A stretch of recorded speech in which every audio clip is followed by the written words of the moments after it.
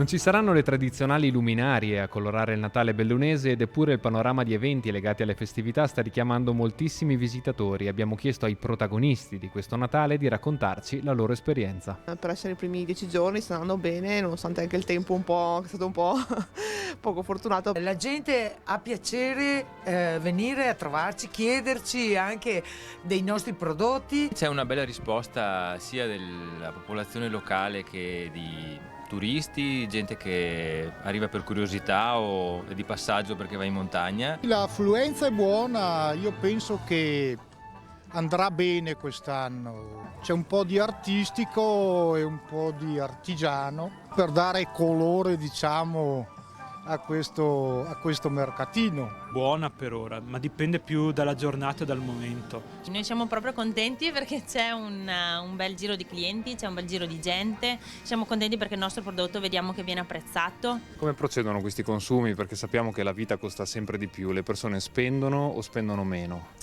Ma sicuramente spendono meno, spendono con più accortezza, sicuramente, scelgono prodotti sicuramente di qualità. Siamo un po' più attente, però comunque scelgono più la qualità sicuramente del prodotto. Spendono il giusto e per la qualità.